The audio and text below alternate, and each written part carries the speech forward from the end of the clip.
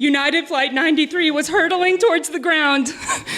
No, Seabiscuit, please, I can't do it, 5-year-old Ryan Molloy cried as Seabiscuit shoved the parachute into his little arms. Ryan, I'm going to save America, but you do this one thing for me, okay? What is it, Seabiscuit? Ryan said as tears poured down his tiny child face. Grow up and apply to the MFA fiction program at the University of Nevada, Las Vegas, Seabiscuit said. Ryan didn't know what an MFA program was. But he nodded and took a very expensive diamond necklace from his little 5-year-old pocket. He put it around Seabiscuit's neck. For luck, Ryan said. The powerful award-winning racehorse and the little boy hugged tightly. Seabiscuit used his teeth to open the emergency exit and shoved little Ryan out the open door with powerful front legs.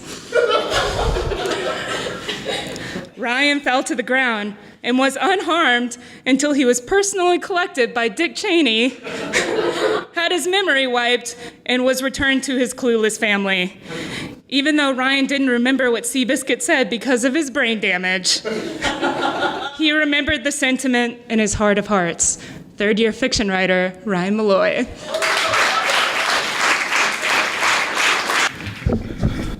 Holy shit. I love Seabiscuit a lot.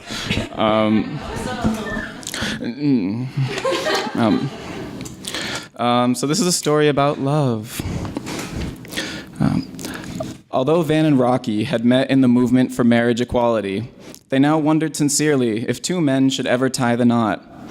One might say they had become a bit anti-gay marriage. Only 1 year into their own, they found themselves hopelessly bored. Indiscriminate sex, what had once formed the meat of their respective single lives, had vanished, and in its place remained a hole that they found could be filled with booze. Booze, booze, booze. And so in this, they found new life in their relationship, partners in alcoholism, tossing back drink after drink to the brink of unconsciousness, all while plodding through seasons of The Real Housewives. They did not look or speak to each other while doing this. Rather, they fixated solely upon the tight-faced woman on screen, criticizing their outfits, their infidelities, their use of lasers to remove fat cells from their thighs. It felt primal to Van, the way in which they hollered at the television, how this seemed to satiate some latent desire. Perhaps, he thought, this was why two men would never work, because there was no woman to yell at. Anti-gay marriage? Excuse me? Van was asked by his friends as they bailed him out of his second DUI. Well, not exactly, Van slurred. I just wouldn't recommend it. We're here for you, they seemed to say this in unison, crowding around him and pressing his head to their chests. But Van could only cry. Although he knew that they were in fact here for him, he knew that they were also here for Rocky, and he felt as though there were nothing in this world that was his and his alone. I'm just worried about Rocky, he moaned. Something's wrong with him. It was true. Something was wrong with Rocky. He had taken to wetting the bed. On his back with no covers, the slim urine geyser arching over his head and splattering against the headboard. Van suspected this was on purpose, an act of passive aggression, or perhaps it was simply desperation. He could no longer tell the difference. He tried his best not to point fingers, as would any good partner, and he had taken to grouping all of Rocky's problems with personal plural possessives. We wet the bed. We have a problem. We need a drink. And another. And on. Eventually, though, they finished every season of The Housewives, and Rocky began taking his drinks out back to the shed where he would fiddle for hours with his old Game Boy Color.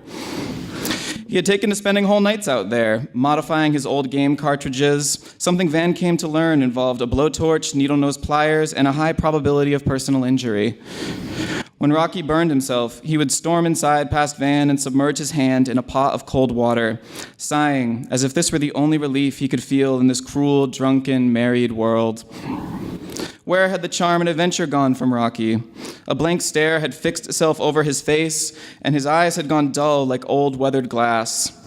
Van assumed this, like all things, would wane, but months later, when it didn't, he suspected that Rocky was up to something. Murder, perhaps.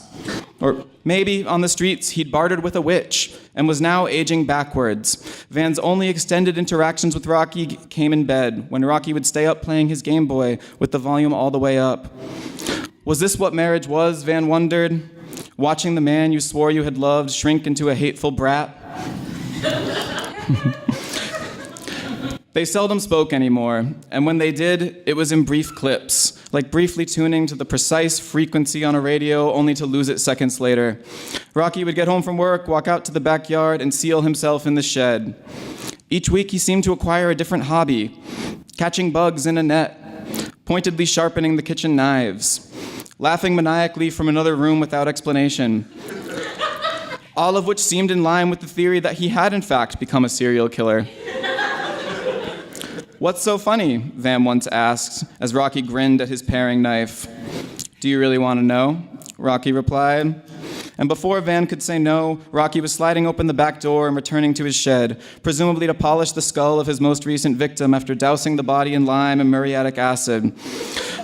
Of course, Van would eventually learn that he had not in fact married a murderer, and in fact Rocky was really just cheating on him. But for the time, Van took a perverse appreciation in the drama of it all, as though he were the star of a one-man off-Broadway show titled Married to a Murderer, as opposed to simply him having married an asshole. "Is this your life or a film you're watching?" his friend Olive asked over the phone. "I'm working on the pilot." Van filled 2 shot glasses with gin and drank one. "Seriously though, he's starting to scare me. He's so distant and rude." "Why do you think?" she asked. "It makes no sense. It might make sense to you, it might not make sense to you," she said, "but every killer has a reason, so to speak. Think of yourself like a detective." "But I'm not a detective, and people who pretend to be always die in the movies."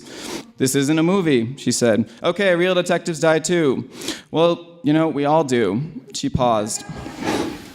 "Have you guys talked about any of this?" "About what?" "Your relationship." Van took the other shot. "You mean the way in which we've grown so tired of each other that we would rather drink ourselves dead than sit sober in each other's company, and how eventually he couldn't even bear that, so now we do it alone? Sometimes we talk, I'll tell him hello, and he'll say, 'I'm fine,' and I'll say, 'That's great, because I'm fine as well,' so it seems like everything is fine, but sometimes I really wonder if 2 men should really get married after all, at least a marriage in the traditional sense, in that you love each other and communicate freely. Maybe sometimes we just need to move on and once again become the lone hunter, the natural iteration of man, foraging in the wild for poisonous berries and banging our fists on the ground and wearing loincloths." "I see," Olive said. "I think you're both sad and you just need to talk." In the reflective steel of his cocktail shaker, Van caught a glimpse of his face, bloated and red from the years, had it really been years, of binge drinking. Eyes a red algae pool of broken capillaries. He never knew how drunk he was until he saw himself like this, something he avoided lately, lest he also see how much he had let the rest of himself go, how much he'd let the rest of his life go. He tasted the gin on his breath, cool like a mint and acrid like soap. The bottle sat there nearly empty, along with a dozen other bottles of black, blue, and green, all with a little ringed puddle at the bottom. He joked to himself that he was saving them for a rainy day, but he knew that deep down that he could not bear to part with anything that entered his life. He would not give it up. This was the real him. With this in mind, he drank one last shot and headed for the shed. A married man had to be careful when choosing which particular brand of unhappiness he'd like to live in. This one, or that one. And he knew he couldn't afford to be wrong. Just think of the consequences. Thanks.